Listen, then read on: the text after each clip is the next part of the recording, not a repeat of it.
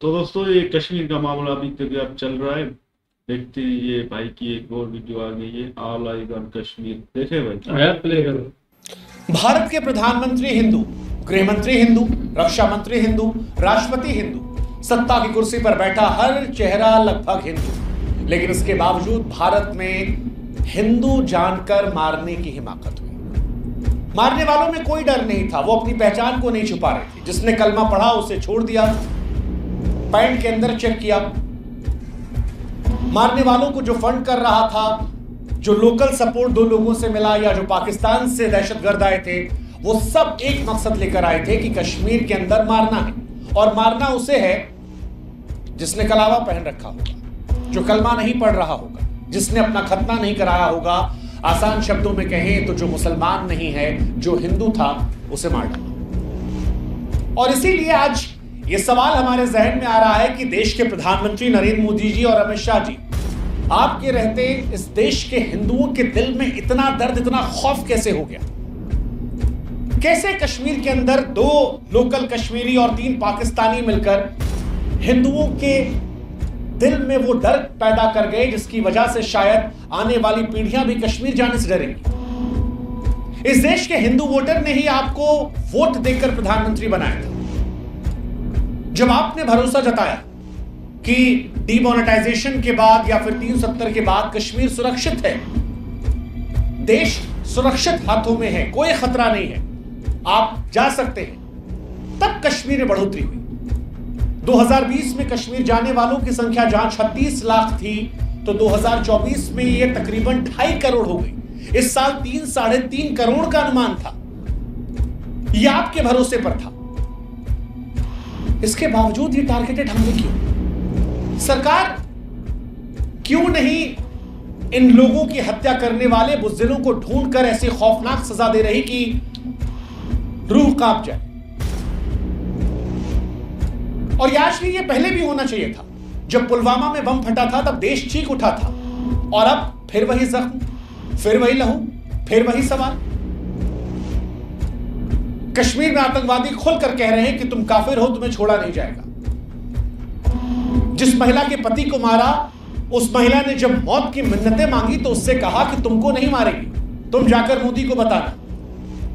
क्या हमें अभी भी यकीन दिलाने की जरूरत है कि यह हमला नहीं ऐलान जंग है?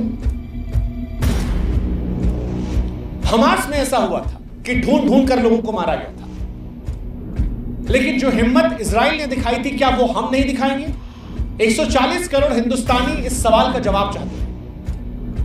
गृह मंत्री अमित शाह कश्मीर के दौरे पर हैं, प्रधानमंत्री विदेशी दौरा रद्द करके वापस आते हैं। इस वक्त देश का आहत होना स्वाभाविक है, लेकिन सरकारों का केवल आहत होना यह काफी नहीं होगा। और इसीलिए आज हम ये सवाल पूछ रहे हैं कि कहां पर है वो विदेश नीति जो दुनिया को भारत का लोहा मनवाने का दावा करती थी? कहां पर है वो बॉर्डर सिक्योरिटी जिस पर हमें गुरूर था? कहां है वो गरज जो कहती थी कि इस देश में हिंदुओं के हित वाली सरकार है और कोई उनका बाल बाका नहीं कर सकता? क्योंकि यह हकीकत है मोदी जी, यह हकीकत है शाह साहब की बाल बाका नहीं हुआ है। लोगों की पैंट उतरवाकर, उनका धर्म जानकर, उनका कलावा देखकर, किसी महिला की मांग, उसका मंगलसूत्र देखकर उन लोगों को मारा गया। धर्म के नाम पर जिहादियों का तांडव रहा, और हम और आप टीवी डिबेट में फंसे हैं। हम और आप एक दूसरे पर आरोप प्रत्यारोप मढ़ रहे हैं। कोई सेकुलरिज्म के नाम पर किसी एक इंसान की मौत को लेकर इसे धार्मिक आधार पर हुई हत्या को खारिज कर रहा है, तो कोई सुप्रीम कोर्ट पर सवाल कर रहा है कि वहां सरकार क्यों बनने दी।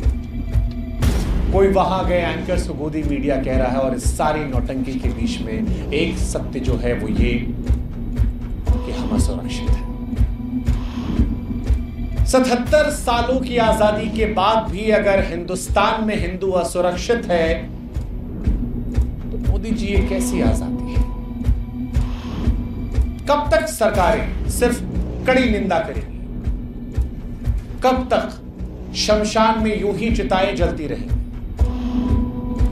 कब तक महिलाओं को बेवा होना पड़ेगा? और यह सवाल आपसे खासतौर पर हम पूछ रहे हैं मोदी जी, क्योंकि 2014 में जब आप प्रधानमंत्री बने थे, उस वक्त आपने यह भरोसा दिलाया था कि आतंकवाद खत्म हो जाएगा। लेकिन देश आज भी उसी दर्द से जूझ रहा है और इतिहास में भी ये दर्द मिला है। 2016 उरी 19 सैनिक शहीद होते हैं, सुरक्षा में भारी चूक होती है, सीमा पर घुसपैठ होती है। 2017 अमरनाथ यात्रा में तीर्थयात्रियों की सुरक्षा में कमी होती है, वहां पर घटना होती है। 2019 पुलवामा में 40 जवान शहीद होते हैं, काफिले की सुरक्षा में चूक होती है। आज तक सवाल उठ रहा है कि उतना आरडीएक्स कैसे आया।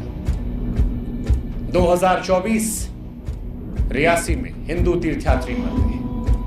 2025 पहलगाम 28 पर्यटक मर गए। पर्यटक क्षेत्र में सुरक्षा की भारी कमी होती है। मोदी जी, शाह साहब, जिन लोगों ने आपको चुना वो ये कहते थकते नहीं है कि हमारे देश को ताकतवर प्रधानमंत्री मिला है, लौह इच्छा शक्ति वाला गृहमंत्री मिला है।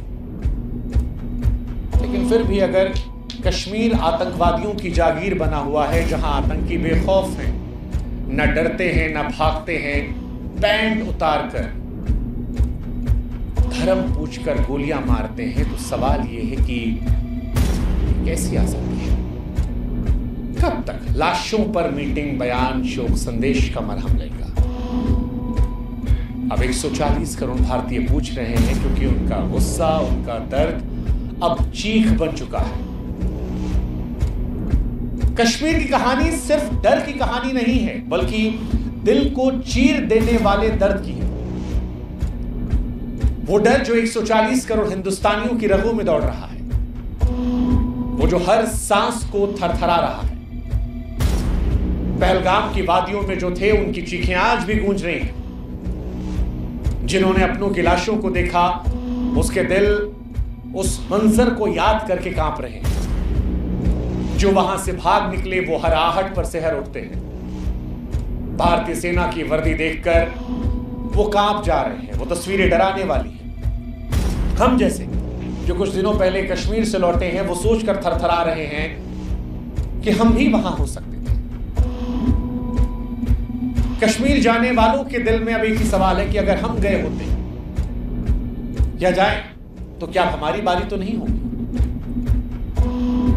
ये डर सिर्फ कश्मीर का नहीं है, पूरे हिंदुस्तान का है। हर हिंदुस्तानी के दिल में एक ही सवाल चीख रहा है कि हिंदुस्तान के अंदर हिंदुओं को इतना दर्द, इतना खौफ क्यों है? जब सरकार सुरक्षित भारत का ढोल पीट रही है, तो पहलगाम में आतंकी हिंदुओं को क्यों चुन चुन कर मार रहे हैं?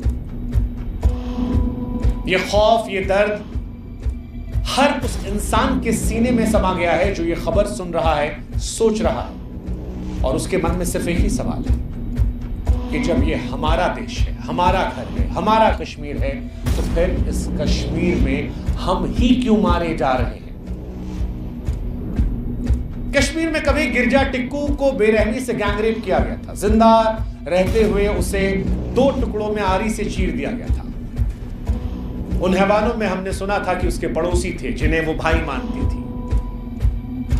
ये कहानियां हमने सुनी थी, लेकिन आज कश्मीर का दर्द हम अपनी आंखों से देख रहे हैं, और वो दर्द परेशान करने वाला है। जैसे ये तस्वीर, कश्मीर के खूबसूरती के बीच पड़ी सेकुलरिज्म की लाश।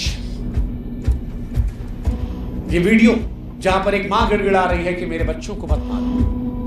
फौजी समझा रहा है कि माई, मैं तो भारतीय फौज का हूं, लेकिन मां की चीखें थमने का नाम नहीं ले रही, क्योंकि उसने जो कुछ देखा, वो दर्द, वो खौफ, वो मंजर वो भूल नहीं पाएगी। वो उसके सीने में समा गया है।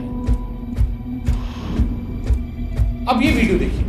26 साल के नेवी ऑफिसर लेफ्टिनेंट विनय नरवाल की अंतिम यात्रा। शादी के सिर्फ 6 दिन बाद कश्मीर हनीमून के लिए गए थे। आतंकवादियों ने उनकी सांसें छीनी। ये सिर्फ हिंदुओं की लाशें नहीं थी, ये धर्मनिरपेक्षता की चीखें थी। उनका आखिरी वीडियो लोगों की आंखों को नम कर दे रहा है।